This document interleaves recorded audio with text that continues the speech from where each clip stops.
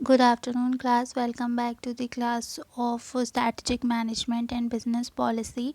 So, we have covered that what is corporate planning, what are its features, its elements, and today we will be studying the process of corporate planning.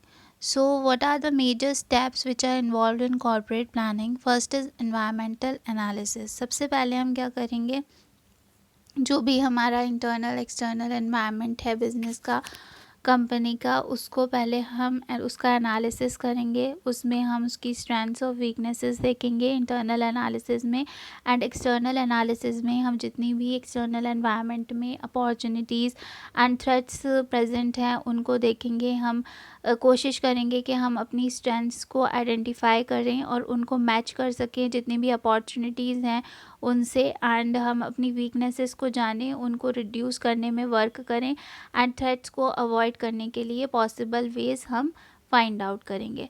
सो यहाँ पर हम जो भी हमारा internal environment है उसमें जो भी हमारे एम्प्लॉयज़ आ गए, हमारे जो भी मैनेजमेंट है उसका हम सबका एनालिसिस करेंगे। एंड एक्सटर्नल एनवायरनमेंट में हमारे social, legal, economic, political, technological and environmental factors सबकी हम स्टडी करेंगे, एंड उसके अकॉर्डिंग हम स्वैट एनालिसिस करके अपनी स्ट्रेंथ्स को अपॉर्चुनिटीज़ से मैच करेंगे एंड वीकनेसेस और थ्रेट्स को रिड्यूस करने की कोशिश करेंगे। So after doing this, second step that we will follow is determination of objectives. अब हम क्या करेंगे, जब हमने एनवायरमेंटल एनालिसिस कर लिया उसके बाद में हम जितने भी हमारे ऑब्जेक्टिव्स हैं कॉर्पोरेट प्लानिंग के लिए वो सेटअप करेंगे। ठीक है, हम जब भी मतलब प्लानिंग कर सकते हैं जब हमारे पास कोई ऑब्जेक्टिव होगा। ठीक है, तो सबसे पहले अब हम यहाँ पर ऑब्जेक्टिव्स को सेट करेंगे। जैसे मैंने बताया था कि जो भी हम ऑब्जेक्टिव सेट करते हैं वो for the organisation as a whole and for departments दोनों के लिए करते हैं। और यहाँ पे जो भी हम ऑब्जेक्टिव्स सेट करते हैं that are set keeping in mind the environmental analysis that we have done in our previous step, यानी हमारी जो भी स्ट्रेंथ्स वीकनेसेस हैं उन्हीं के अकॉर्डिंग हम ऑब्जेक्टिव्स को सेट करते हैं। जितनी भी अपॉर्चुनिटीज़ हैं नई उनके अकॉर्डिंग हम ऑब्जेक्टिव सेट करते हैं और ऐसे ऑब्जेक्टिव्स रखते हैं जो थ्रेट्स को अवॉइड कर सके। एंड इसके साथ साथ हम ये भी कोशिश करते हैं कि जो भी हमारे ऑब्जेक्टिव्स हों बहुत ज़्यादा इंटीग्रेटेड एंड कोऑर्डिनेटेड होने चाहिए। Next is strategy formulation. Strategy formulation का मतलब क्या है, यहाँ पर स्ट्रैटेजी फॉर्मुलेशन कोर एस्पेक्ट है हमारी कॉर्पोरेट प्लानिंग का। एंड स्ट्रैटेजी जो है वो वेपन है प्लानर्स के लिए जिसके थ्रू वो अपने ऑब्जेक्टिव्स को अचीव कर सकती है। ठीक है, कॉर्पोरेट प्लानिंग के जो उसने ऑब्जेक्टिव सेट किए हैं वो स्ट्रैटेजीज़ के थ्रू ही उनको अचीव कर सकती है। स्ट्रैटेजी को बनाना डिफ़िकल्ट होता है दैन सेटिंग ऑफ ऑब्जेक्टिव्स। हम ऑब्जेक्टिव्स तो ईज़िली सेट कर सकते हैं, लेकिन हम जो उसके लिए स्ट्रैटेजी हमें क्या अडॉप्ट करनी है, क्या राइट स्ट्रैटेजी होगी उस ऑब्जेक्टिव को अचीव करने के लिए, वो डिटरमाइन करना हमारे लिए बहुत ज़्यादा डिफ़िकल्ट पार्ट होता है। तो जो भी हम स्ट्रैटेजी को फॉर्मुलेट करते हैं वो हम जो भी हमारे एनवायरमेंटल एनालिसिस और डायग्नोसिस है उसके बेसिस पे हम करते हैं। मतलब जो भी हमने अपना स्वैट एनालिसिस कर रखा है उसी के बेसिस पे ही हम जो भी स्ट्रैटेजी बनाते हैं वो उसी के बेसिस पे होती है। And the fourth point is development of tactical plans. अब स्ट्रैटेजीज़ को हम क्या करते हैं, हम एक्शन प्लान्स में कन्वर्ट कर लेते हैं। जो भी हमने स्ट्रैटेजी बनाई है, मतलब हमें ऑब्जेक्टिव क्या अचीव करना है वो डिटरमाइन कर लिया, फिर हमने देखा कि इस ऑब्जेक्टिव को किस स्ट्रैटेजी के थ्रू हमें अचीव करना है। जैसे अगर हमारा ऑब्जेक्टिव जो है वो मार्केट शेयर को इंक्रीज़ करना है तो हमारी स्ट्रैटेजी होगी कि हम न्यू मार्केट्स में प्रोडक्ट इंट्रोड्यूस करें, न्यू प्रोडक्ट्स इंट्रोड्यूस करें, ये हमारी स्ट्रैटेजीज़ हो सकती हैं। अब हमने ये सब अपनी स्ट्रेंथ्स जान के किया था कि हमारी हमारी कंपनी में इफ़ेक्टिव एम्प्लॉयज़ हैं जो नए प्रोडक्ट्स इंट्रोड्यूस कर सकते हैं, इफ़ेक्टिव सेल्समैन हैं जो नए एरियाज़ में सेल्स बढ़ा सकते हैं। तो इस बेसिस पे हमने स्ट्रैटेजी सेलेक्ट कर ली थी।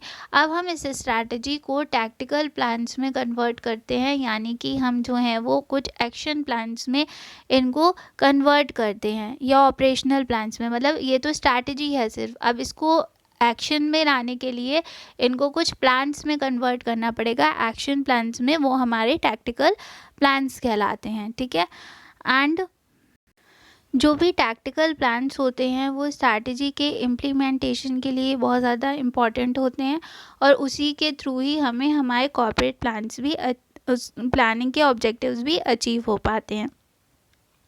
फॉर एग्ज़ाम्पल, अगर हमारी कंपनी की स्ट्रैटेजी ये है कि हमें स्किल्स और टैलेंट अपने मैन पावर का बिल्डअप करना है, तो हमारे जो ऑब्जेक्टिव्स हैं उन्हें रियलाइज़ करने के लिए, अचीव करने के लिए हमें अपने मैन पावर की स्किल्स को इम्प्रूव करना पड़ेगा। तो उसके लिए जो हमारे टैक्टिकल प्लान्स होंगे वो क्या होंगे कि हम ट्रेनिंग प्रोग्राम्स बनाएंगे जिसके थ्रू मतलब उनको उनकी स्किल्स इम्प्रूव हो सके। जो हमारी कॉर्पोरेट प्लानिंग और स्ट्रैटेजी फॉर्मुलेशन होता है उसका लॉन्ग टर्म पर्सपेक्टिव होता है, जबकि जो हमारे टैक्टिकल प्लान्स होते हैं उनका शॉर्ट टर्म पर्सपेक्टिव होता है, वो शॉर्ट टर्म के लिए होते हैं एंड उनको इमीडिएटली इम्प्लीमेंट कर दिया जाता है जो भी टैक्टिकल प्लान्स होते हैं उनको। एंड ये normal course of organisational life में यूज़ किए जाते हैं। And the fifth point is implementation of tactical plans. यहाँ तक हमने जो है वो हमने क्या किया है, हमने सब पेपर वर्क किया है, हमने ऑब्जेक्टिव्स बनाए, फिर स्ट्रैटेजी बनाई, फिर उसके लिए एक प्लान बनाया, ये सब पेपर वर्क था। लेकिन इसको प्रैक्टिस में जब तक नहीं लाएंगे तब तक हमारा प्लानिंग जो है वो कुछ भी वर्क नहीं करेगा। उसके बाद में जो टैक्टिकल प्लान्स हैं उन्हें हम जब एक्शन में लेके आते हैं तो वो हमारा इम्प्लीमेंटेशन ऑफ टैक्टिकल प्लान्स कहलाता है। हम राइट टाइम पे उन्हें इम्प्लीमेंट करते हैं और उस मैनर में जैसा कि मैनेजमेंट ने डिसाइड कर रखा होता है। एंड इसके लिए हम जितने भी नेसेसरी कम्युनिकेशन हमें करना होता है अपने स्टाफ से वो सब हम प्रोवाइड करते हैं, ठीक है। और उसके बाद में लास्ट जो एक्शन होता है वो हमारा होता है follow up action. And follow up action में क्या होता है कि जब हमारे टैक्टिकल प्लान्स प्रैक्टिस में आ जाते हैं तो हम उनका रिव्यू ले लेते हैं कि उन्होंने कितना प्रोग्रेस हमें उन प्लान से देखने को मिला, ठीक है। जो भी रिजल्ट्स आ रहे हैं उन प्लान्स को इम्प्लीमेंट करने से वो हम सारे जो हैं वो रिकॉर्ड कर लेते हैं और हम पता कर लेते हैं कि उन प्लान से हमें क्या फीडबैक मिला और उसके अकॉर्डिंग हम अगर कोई चेंजेस लाने होते हैं अपने प्लान्स में, स्ट्रैटेजी में, तो हम वहाँ पर लेकर आ सकते हैं, ठीक है। ये जो है ये हमारी कॉर्पोरेट प्लानिंग प्रोसेस में बेटरमेंट का वर्क करता है ये स्टेप। एंड ये जो हमारा पूरा प्रोसेस है इसको हम एक डायग्राम से समझ सकते हैं। सबसे पहले हम एनवायरमेंटल एनालिसिस एंड डायग्नोसिस करते हैं एंड डिटर्मिनेशन ऑफ ऑब्जेक्टिव्स। तो ये जो होते हैं हमारी प्री प्लानिंग या बैकग्राउंड स्टेप होता है। फिर स्ट्रैटेजी बनाना, टैक्टिकल प्लान्स बनाना, उन्हें इम्प्लीमेंट करना, ये कॉर्पोरेट प्लानिंग के स्टेप्स हो गए हमारे। एंड लास्ट में फॉलो अप एक्शन हमारा पोस्ट प्लानिंग या फीडबैक का स्टेप होता है। ये प्लानिंग करने के बाद में ये हम देखते हैं कि हम उसने सही से वर्क किया या नहीं। So that's all for today. Thank you.